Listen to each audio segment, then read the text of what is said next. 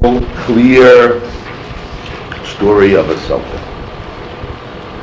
And there's a lot of interesting things that come out of it. Who are these two young new ladies? Raya. What?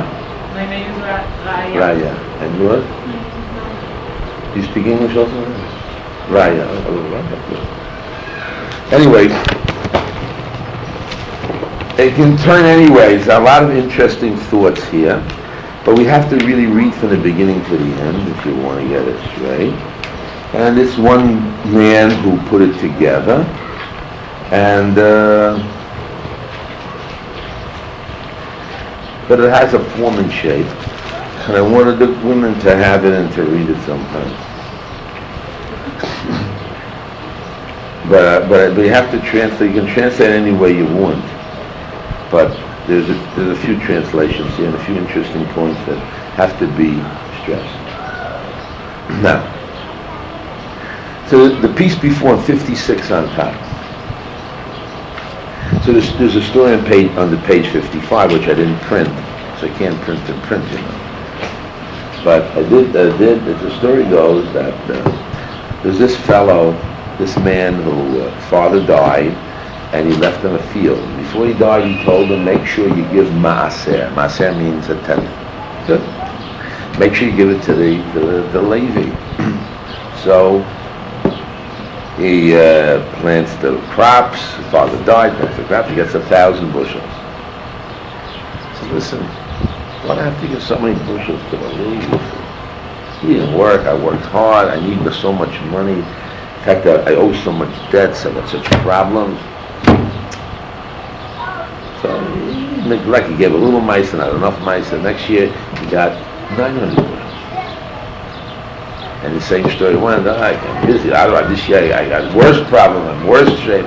Terrible story. And then I can't even afford it. I better cut down on my mice. It's the Levi's, you know what I mean? So he cuts it down. And the next year comes again, he gets 900. Then he cuts it down. Next year comes 800 bushels. And I said, wow, things are getting worse and worse, you know. I surely can't give it this year. Really, if I had it was a good year, I should have given my tithe. But I can't give it now because I have such debts, I can't manage, and such problems are happening. And then the story goes on again. It moves to 800, and 700, and 600, and 500, 400, until he gets to 100. He gets to 100. His relatives, he's getting on out of they heard the story that the father died, he said, give the Maisa. When they heard he got to 100 bushels, so right away they came, they dressed up, and they brought wine and cake, and they're making a party. So they go, what are you making a party for? I'm worse shape than ever before. Are you making fun of me? He says, no. He says, look what happened. You have 1,000 bushels originally, and now you're supposed to give 100 to a Levi. Now you became a Levi. Your Yeshiva became a Levi. You're making a party, and it's a new change in life. You're now a Levi. Imagine. So that's the story. And as it goes further, in truth, here's what it is. Now's the end of the story. In truth, one who separates Maisa from his fruits is promised by heaven that he will be showered with blessings and will thereby become rich. Moreover, the Torah threatens someone who refuses to let the Kohanim have his gifts when things in his house are doing well, will instead have to amend for his sin under unpleasant circumstances. He will suspect his wife of infidelity and will then have to bring for her a korban sota, of which the Kohanim are given a share. In other words, there's a reason trouble's happening. You have to correct that problem. Why is trouble happening? So everything comes from God. Why is it happening? Okay, it can be a test. It also be to be something corrected. Nobody knows why, but you try X, Y, and Z. You don't know why, but you try. Now, and one of the things maybe is you got to correct something, and then you see what's happening, why it's happening, what's happening. You got to figure out. Neither what's happening could be a test, which means no meter connected meters. Could be Yisroel Shalavo. It could be many things, but also it could be that there's a certain thing that you have to correct.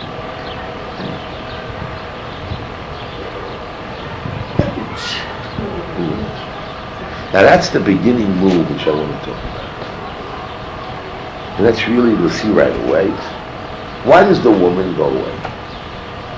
Because in the situation she has, if it's a zivig min hashemayim, it means that if the zivig is from heaven, that means that things should be good and should be acceptable. So why is things going wrong? You see, I was fooled, I didn't know, okay. But let's assume that every marriage is in heaven, it's lechatchila, it's original, and therefore what went wrong? And why should good things happen, bad things happen to good people? Okay. So at that point, Chazal tell us, as we'll see right away, and that's why I brought this little paper here, another little paper here, Jenny, print for you. Look down. Bomal, and she, that's the woman, desecrated Bomal, in him a desecration, her husband. So the rabbis twisted away around the other way. Umor hamor asher bo. In other words, the man did something wrong in the relationship that the woman went away. It's not a question of guilt. We're not going to blame the man, the woman, why the woman did it. But it says, because itihi bazugo, since they were made to each other, so why should they leave? Must be something was wrong. If something's wrong, so then the ball starts moving. You didn't do the job right. Either one, the husband, wife, whatever. So starts wrong. And second of all, why should a Yenuach Shevet Harosha Al Goyra HaTzadik, why should this terrible thing happen? So therefore you have to have introspection into oneself. Not dumping guilt, but to understand there's something that started the ball. And there's another problem, and this is the real problem. Mordechai, it's brought down here. Okay.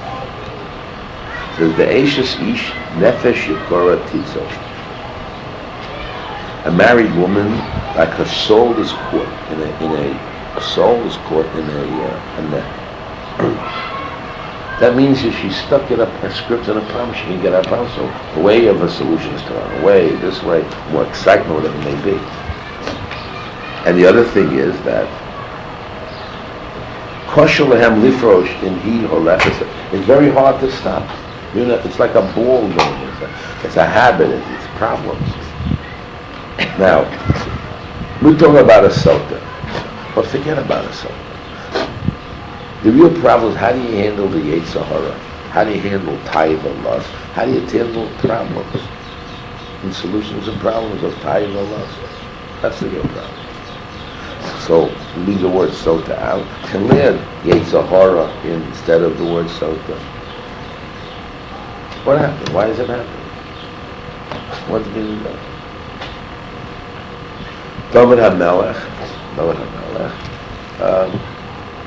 asked Hashem, how come I am not part of the three Avos? You have Abraham, Yitzchak, and Yaakov, the God of Abraham, the God of Isaac. Why is not my name mentioned? David, I'm a tzaddik, I'm a great man. Hashem said, look, they conquered the Yetzer Hara. They were masters of the Yetzer Hara. Give me a test. I'm better than them, I'm just as good. So what do? Got on the roof, he set to destroy the Fat Sheva. And what did he do? Did he win or fail? So now he knows why he's not one of the three others. He failed. We're talking about David HaMelech. And Shlomo HaMelech also, you know, that's the story, Shlomo surely failed. He's the smartest of all men. So you see from here that not easy to pass test. Okay? The thing is, you have to know there are tests. You have to know there's a tough thing. We're talking about Yetzer. We're not talking about women. We're not talking about soldiers. It just this is the topic of the subject matter.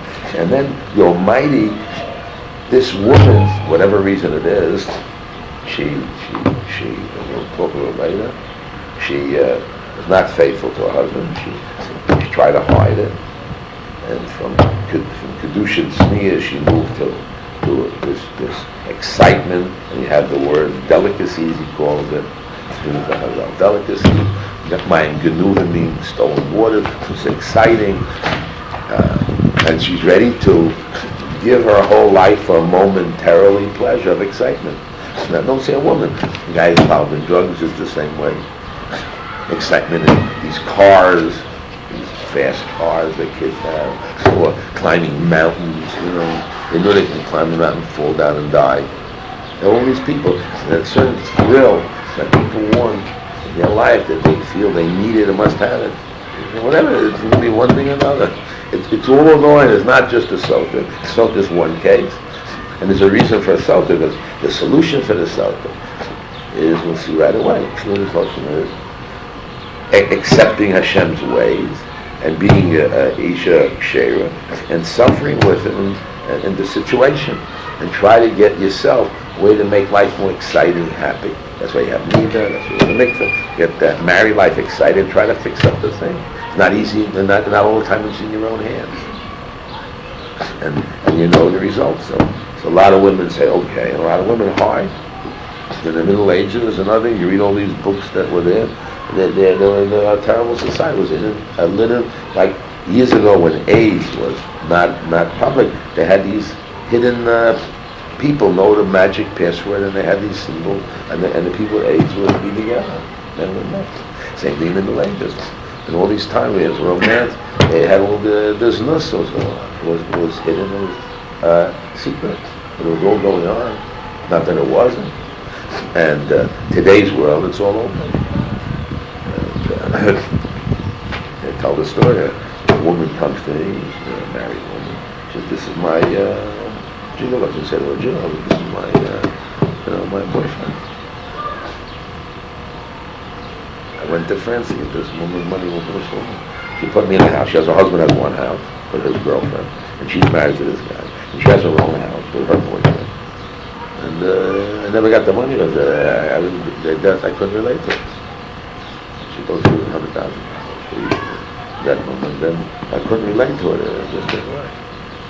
And that's right. She had her own house, and with this guy, and they marry, social life, and she also goes to her husband. And this is about 15 years ago. There's the whole world. In today's Israeli society, the lawyers are with their secretary, they travel, all the same. Israel standard is a very immoral country. It's a very immoral place. Huh? Israel. Very immoral. That's why it's not Jews. That's right. You don't know it, thank God you know about it. But that's why they're against religion, because it's against tava, against their lust. They don't want to be bound by anything. They want their freedom. Their way. In South America, 35 years ago, I was in Mexico, and everybody had a double standard. I was speaking in the Turkish synagogue on Rosh Hashanah. I was speaking in, and the president of the show died. He had the biggest stocking factory in the Zona's house. A little bush there. On Rosh Hashanah. On Rosh Hashanah. A true story. I was there 37 years. I mean, again, it wasn't so nice because the wife feel bad. But that's what goes on. And everybody told me. And the kids would drive me with their cars. They said they don't want to marry Jewish girls. They have all these other girls.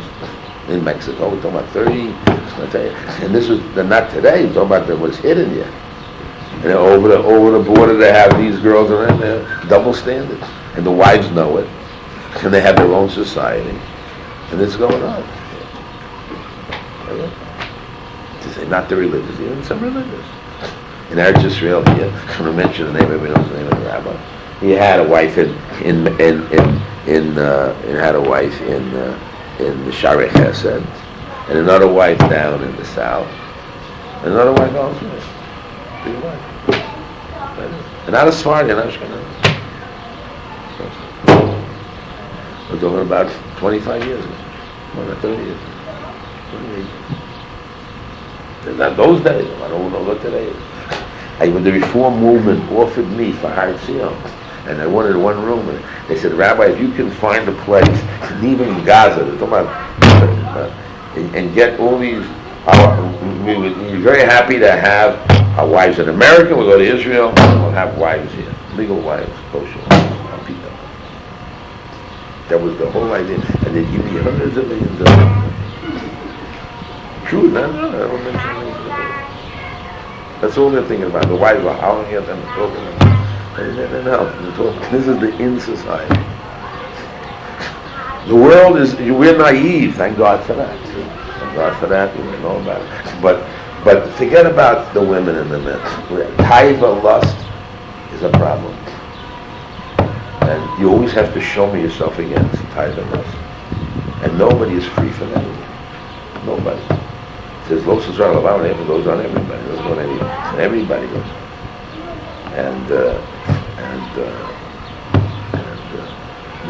But in Chazal, they talk differently. They said that the children of Eli slept with the women. They slept with them. So it's clear they slept with the women.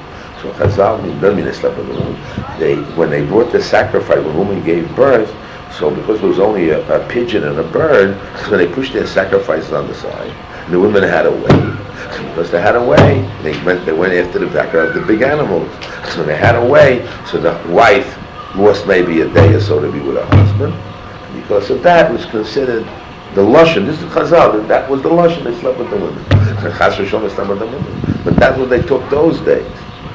And that's how they spoke those days. But today's world, it's a whole world. Thank God we don't know about it. But it's in the Torah. It's a parsha you have to read, and you have to protect yourself about that also, but also against taiva, and also worry about your children. So taiva and lust, in order that there's a real problem. If you don't watch it, the lust and desire are spreading out. And that's why in today's world, Yirut Shamayim is practically there. Yirut Shamayim is bad. As we'll see right away. Anyway, so much for that. Let's read the story here. So everything, it starts from the base of a pagam. We say that on a table, flies don't come in, it's clean.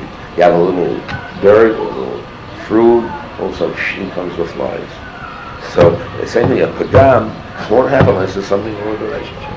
Now it could be assuming nothing wrong, the husband's a good husband, but the wife wants excitement. She's tired of the old thing, and she's this and that, and she wants this, so then she's not satisfied with what she has. And that's a big problem. You have to go to be, whatever God you got to be happy inside and grow from. Now, this is the story here. We're going to read over the story. And then each piece has another thing. Each piece here you read, and as a person goes, we'll read all the stories that God sends this woman all these simanim to tshuva change, but she already is hardened. And why she's hardened? She may want to hurt her husband, and she wants to megala to the world that her husband's no good. But there's so many psychological, they don't talk about it, but there's so many psychological problems that take place. 6 psychological problems. But that's the human being, and that may be even us. And the answer is the person has to straighten out his yitzhar, his tightness. And then it can be this, it can be other things. Typically, children, you have to watch it. So there's an example of a person doing something wrong, and the person, there's 2 witnesses, they get killed, only 1 witness, and the husband is jealous. But he made something wrong with him, so he's why he's picking on his wife, because he feels bad about himself. He's projecting to his wife, and something wrong with him. Oh yeah, it's one problem. It could be whatever it may be. But the answer at the end is that even if it does happen, there's a continuation that the woman, okay, she'll have to leave her husband for the act, but she doesn't have to go through the stage of humiliation and drinking the water.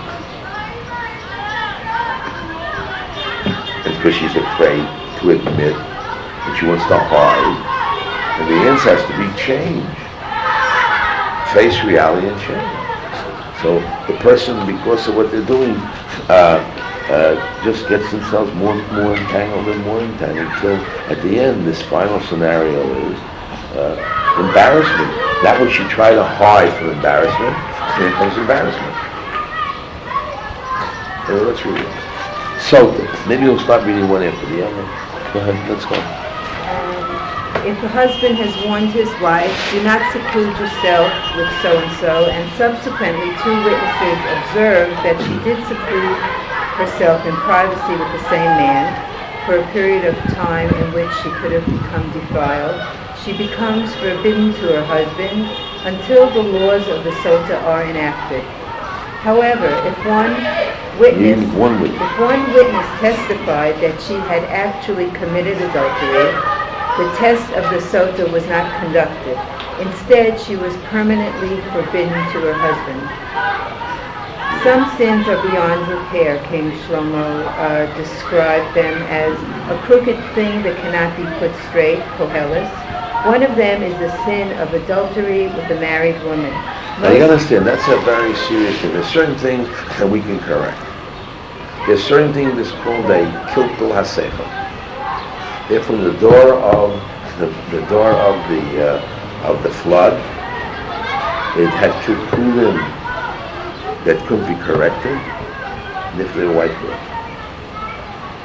There's certain things that are very strong. We may think they're not so strong. The door of the flood, they stole. They changed the whole system. They were animals. They did this. They did terrible. They changed all the values of society. Being corrupted, nothing to do. It had to be wiped out. Most transgressions can be rectified. For example, stolen money can be refunded. A kidnapped person can be retrieved. However, there is no repair for the sin of adultery. Even if the adulterer later regrets his deed, he has no way of ever making the wife again permissible to her husband. Shall I continue? Yeah. What is the meaning of the Hebrew term sota, which the Torah uses to describe a woman suspected of infidelity? This woman did not consider... No, a sota denotes fool. Oh, sota denotes fool. It is derived from the root word of folly. This woman did not consider the results of her conduct sufficiently. She was swept away by passion or desire. Stop. That's an important fact. When a person is involved in diets, let's say and they see the food in front of them, and it's an emergency because they're starving, a wedding is not nice, so they're not thinking of the end result of what will be. They think of the momentarily passions and desires and pressures. Had she been wise, her fear of heaven would have prevailed over her Yetzer Hara. She would have desisted either for fear of committing the sin or for fear of punishment. Stop. This is basically in all sins, all gratifications, all types, right? Instead, she foolishly gratified a temporary desire, despite her better sense that her act was sinful and would ultimately cause her suffering. Stop. Let's talk about the pleasure-pain theory. Although she knew that it's going to be painful later, but the pleasure at the moment superseded all pain. Well, really, to solve the problem is she had to feel that although she gets momentary pleasure, the pain later is so great that this pleasure was not enough pleasure for her to get all that pain later. Similarly, anyone who sins is a fool, for he allows his imagination, whim, or appetite to prevail over his better knowledge. That's really all about the money. Musa, the dimyonos, the dimyonos is the imagination that you think was your concept, what you have, the idea takes better judgment. Okay, somebody else too. Go ahead. The word also denotes to deviate, to turn away from. The Jewish people observe ways of kedusha and sneeze that are unequaled by the other nations of the world. A woman who conducts herself in a manner which causes her husband to suspect her of infidelity is turned away from the ways of the Jewish people. She has adopted the habits of the non-Jewish world. Thus, she has become a sota, a woman who has deviated from the Torah path. Now stop here. Let's think of the wisdom that's in this part. There's a certain set pattern that the Torah tells you what to do. When a person deviates from it. What was the question of Dina? which is called a yatzanit. What's a yatzanit? She went out. I mean, she deviated from the normal way.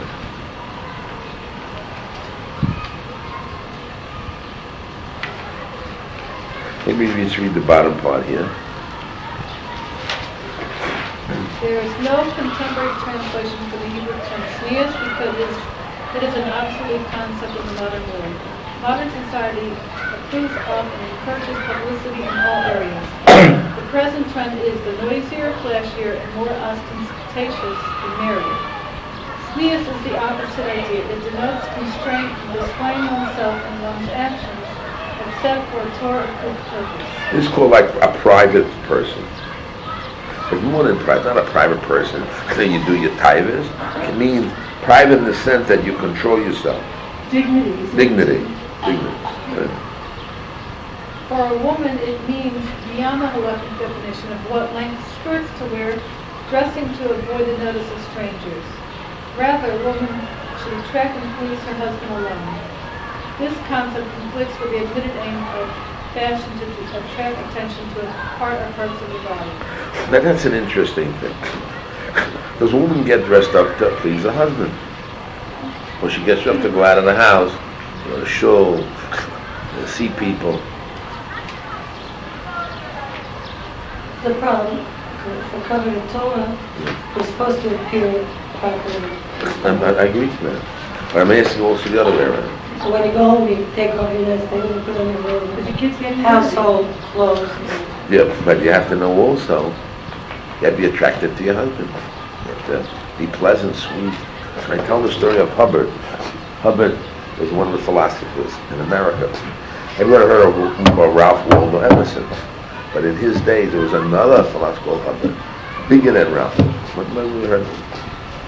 Anyway, he says, why do people get divorced? And I said, I explain it all the time to you. It's not because she's fat. It's because when the husband comes home, he says that she's pleasant, sweet, warm when she told about her troubles and complaints and all that. And then after so many years of knocking a cup or pleasant, so the person runs away. The wife runs away, the husband. You know, when everyone's sweet and pleasant. But how can you hold yourself in? You work so hard, you have to get your appreciation, you value who you are. So you think that you win. It doesn't win. I had a couple, a girl here, in the Yeshiva. The father's a very wealthy man. And so I went to see her, try to make shalom bayis with the husband and the wife. The husband already had a girl. And the wife has the house, big beautiful house. When she's all alone, she's trying to make peace. And right away she's demanding her rights, what went wrong, and back again to the same complaints and all this trouble.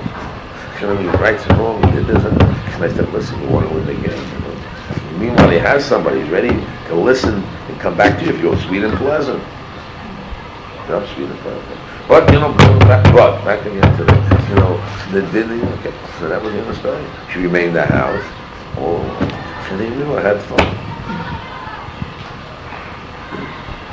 That was the story. Anyway, but the idea being is that you have to, part of the sota problem is to improve, is to improve your lot in the house, to make shalom bayis, make the peace, and get the excitement what you want or whatever you need. My rule always been educate your husband. Your husband educates the wife, what they want, what needs, whatever it is. Go ahead, Jewish law forbids. Jewish law forbids a man to be secluded with even two women in a place inaccessible to the public, except under certain conditions. This prohibition applies to the most trustworthy and modest people and to such situations as a visit to the doctor when no one else is present, or a late stay at the office. In particular, private psychoanalytic sessions are quite problematic. One should consult a halachic authority in case of death. The Midrash teaches that the Torah condemns a man and woman not only for the carnal sin of adultery, rather she is considered guilty for any step leading to it. Hence, the mass media such as television, magazines, and many newspaper articles and pictures that introduce immoral ideas to the home, though commonly accepted by the non-Jewish environment, are not compatible with Torah. Neither are social gatherings that foster non-Jewish conflicts and morality. Well, that's an interesting thing. So then, how are you going to live life? You're in the world. How are you going to live life? If you say, don't be involved in the world, well, be involved in the world. So therefore, you have to be very careful what comes into your house, what the effect is, and the result. And if you're going to say, well, I'll be the Chafetz Chaim, I'll be the Chafetz Chaim's wife, so you're not the Chafetz Chaim. That's right. I tell over the story, we heard the story how the Chafetz Chaim divorced his first wife. Didn't I tell you the story? I tell you the story. We heard it from, who did we hear it from? We heard it from Rabbi Zaks, who is the child from the Chafetz Chaim's second wife. He had the first wife, that was very good. And people used to come to the house. And all he had was a table and a chair. A table and a bench. Rabbi Davis told me, oh, my son's not me, that he went to see the Chafetz Chaim. He sees this guy with a little cap reading a book. He's waiting to see the Chafetz Chaim. He sits there and reads 1 hour by, 2 hours by. See, listen, you're also waiting for the Chafetz Chaim. He says, no, I'm the Chafetz Chaim. So that was, he's both reading a sefer. And it was a humble house. That's what he wanted. So the wife thinking, look, so many great people come to the house. It's not covered Torah. It's not covered these great rabbis come. So she bought chairs. She bought chairs. Just chairs. Just chairs. So he sat there for 2-3 hours. I don't know how many hours he said, 2-3 hours. Explaining her how the chairs build Torah. Because she bought the chairs, it shows she's not compatible to him. And therefore he got a divorce. How many years were they married? What? I don't know. They had a child. I had a child. Huh? Yeah. And from the first wife. I knew the child from the first wife. Never got married. That's really the reason? Yeah. Who told it to me? Why is that different to What? chairs? Yeah, you see, he held that conceptually she wanted luxury and she can't live the life that he wants. She's not ready to give in and follow his ways. It was a sin of the devil. So what he did was, he got divorced and then he got her to marry a guy named Rabbi, who was a very big rabbi, was a very wealthy rabbi. She had a nice life, she had He children. found a husband. Yeah, she did a chesed. But he got divorced for what reason? She bought chairs. Yeah, but not forget about it. It's not the chair, but the chair, because compatibility was. I know. Compatibility. She had another headspace. So you have to fit into the headspace of people are not the Chafetz Chaim. You know what I mean? So you can't. But so you have to know what you can take, what you're meant on. You have to talk to your husband and work out your things to get the maximum. We're bending what is. Most people don't want to bend. When you get older already, people don't bend. They just each one accept each other in their ways. I go to some people's house. The man has his room, she has her room. They love each other. They got and he does his thing. And they accept their life together. Each one is different. They're different. And accept their differences. And accept their similarities. And they have 2 lives. They're married. They love each other. They're married. If you're not religious, it goes the other way around. But people come to a compromise. But it's not love. It's a compromise situation. It's like a husband and wife, each one demands rights. And a woman has equal rights to the man, all that stuff. And at the end, they get their rights. And their relationship is with rights. And they have certain times together. Yeah.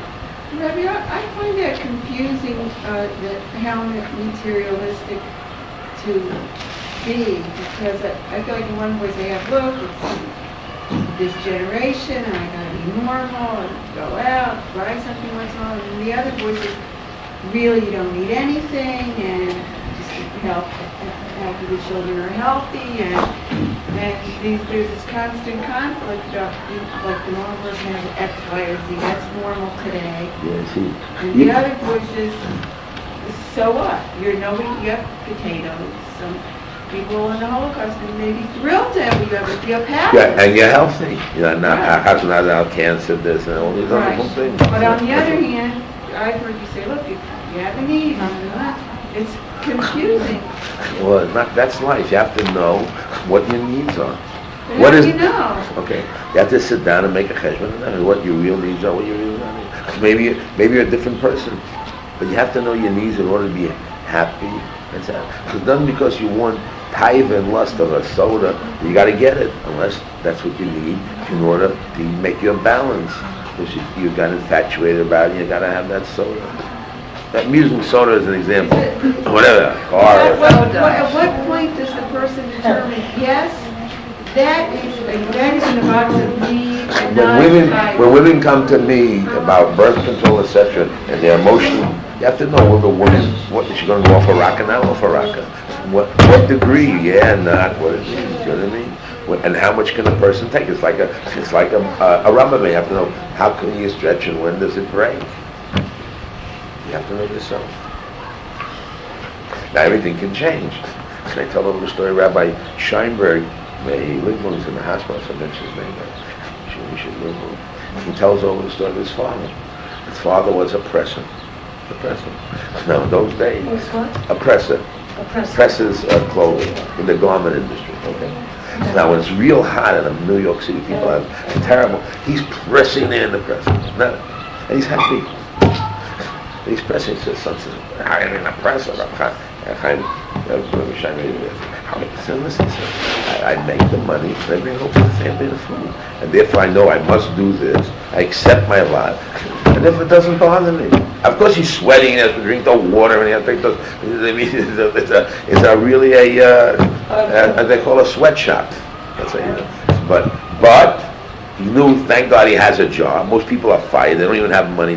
He gets low wages. There's nobody who works today in those low wages. Very bad conditions. Thank you. Very bad conditions. And yet, he's happy because he's able to to withstand, tolerate it. Why is that? Because he needs the money. Without it, he'll starve. It'll be worse out there, right?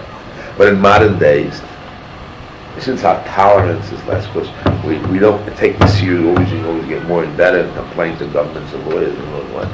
So, any little work to do, being the dishes. I can't do that. I need a maid. This is hard work for me. I'm sick. I'm pregnant. How can I do those things? And I can't do this. I can't do that. Whatever I can't. They already made the parameters all kinds of ways. So it depends on, again, the person. How much can they really take and they can't? In other words, if in the situation you would get more love and care, like a woman to fix 7, 8 children, usually come to me and say, listen, Rabbi, I'm destroying my body, I can't have one kid. So the real answer is, if the husband gives the wife more love, so of course she'll give her body and hurt her body to have more children. But if the husband is selfish for himself, doesn't appreciate the woman, so why should she give her body and her health to please the husband when the mitzvah pruhu is not on her? The mitzvah is on the husband. What does she have to kill herself for? So the answer is there's a balance. If husband gives more love, and a woman works. We mention always. If we brought down the Talmud, the words did. Man is chesed, woman is din. You give, I give back. So then she says, listen, I'm not getting what I should give. So then if you get, then she gives. So that's the understand. So the woman who's smart, who understands the body, understands. So she has to find a way to get what she needs.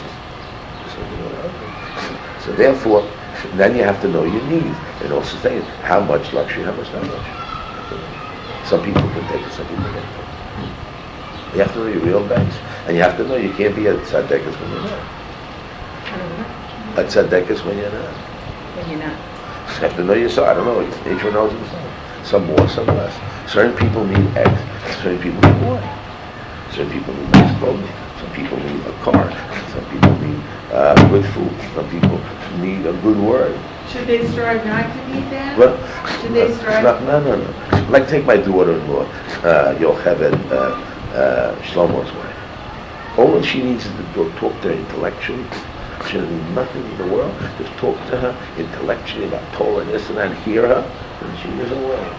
She has to be heard, and her voice has to be heard and understood. You give her that value, and she doesn't get my money. She's a year at Shemayim. That's all she needs. Food or nothing. She needs like mental stimulation. No, not mental.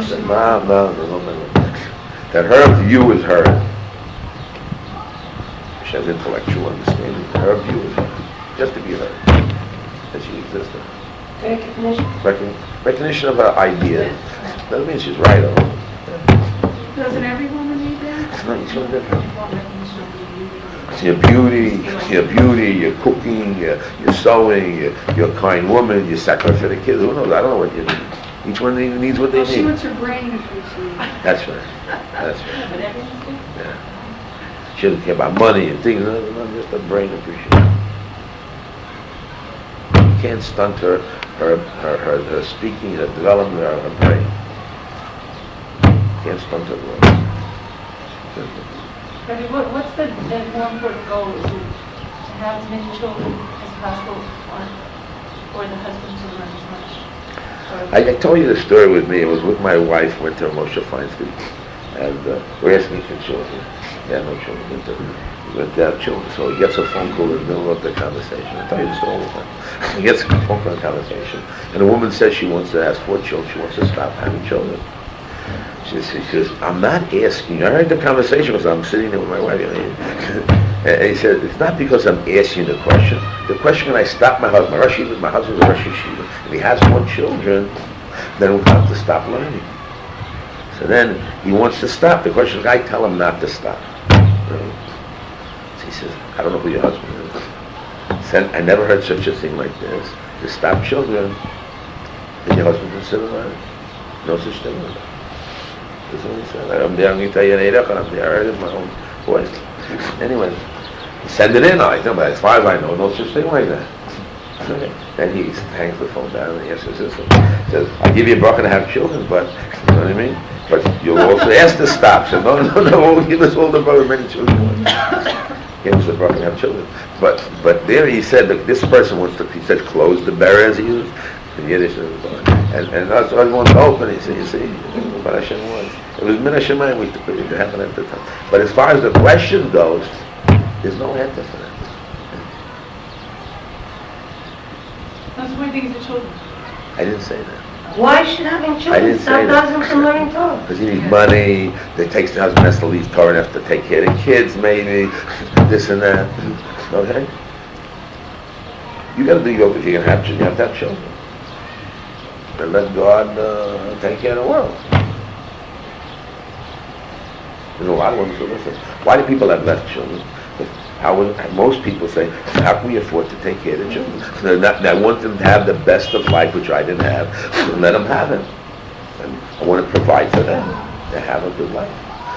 I want to give them things that I didn't have, or I want to give things that they should have. I don't want to bring children that come out all these terrible things. And that's a wrong position. Why? Because you're not God. You don't know why yes or why no. You can't say yes or no. So you have hard times. You take that's the answer. Hashem has to provide. You have to find creative ways of finding a way to change and to show you life. Let's go with that.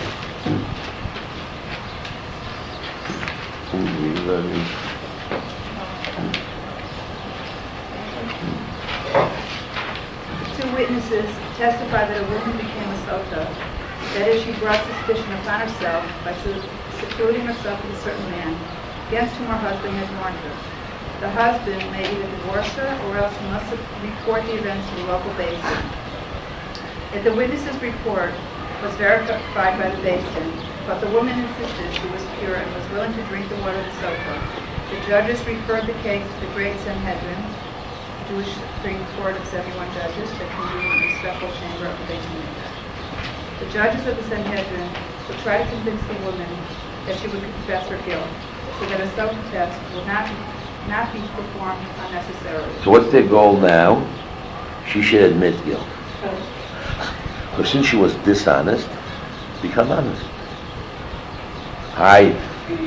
Honesty means pain, because then you get embarrassment. But what did you do? You weren't honest originally, and you want to get momentarily pleasure against truth.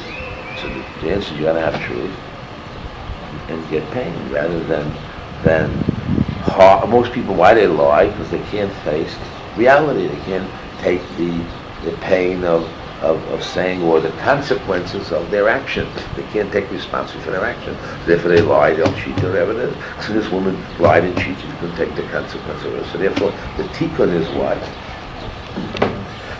That she admits her guilt, unless then she gets a subject test. Go ahead. Within the There are many women that actually, You'll see some stories.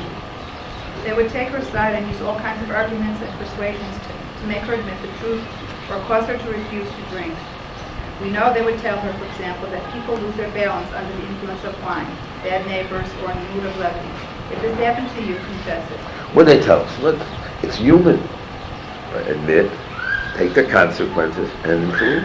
You make courage? What? It's courage. Sure, she got courage. What's the consequences? She's going to die. Yes, but meanwhile, she can live a few years and not do more sins. No, she can't live with her husband anymore.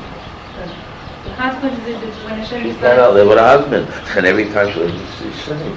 So she's going back again. So the thing she did wrong is now snowballing worse and worse. She has guilt, living with her husband, not allowed. And she has this other guy in my house. What the story is? Do not cause a great and holy name to be blotted out in preparation of the bitter waters with which the sota is tested. That's the second argument.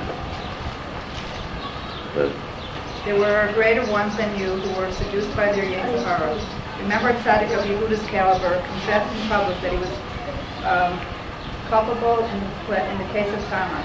Reuben acknowledged guilt in the incident involving Zilpah. Their confessions earned them eternal life. Learn from these great people and admit your guilt. what happened between Reuben and Bilhah? what? What happened with Reuben and Bilhah? Who? Reuben and Bilhah, what happened? Changed the bed. If the See, woman- that was those days a terrible thing. Right. If the woman at that point confessed that she was defiled, she was told to leave her husband and the case was dismissed. If she insisted that she was pure, she was led to the eastern gate of the Azara, the gate of the Nicanor, which was the entrance to the Azara, so that she was noticed by all who entered. Before proceeding with the ritual, however, she was led back and forth all over the Temple Mount, so that the procedure was artificially lengthened. The hope was that she would become worn out to the point of confessing. If she did not plead guilty, she was finally placed opposite the eastern gate outside the Azara, and the ceremony of the Sota would begin. So, what did they try to do with her? Embarrassing her. Back and forth, testing her. Admit. So now this woman was not admitting to be a hard person. And not only that, she's taking revenge. The husband, this, who knows what. She said, well, she doesn't believe. Maybe she's not guilty. The woman was Maybe she's not guilty. And what about the one that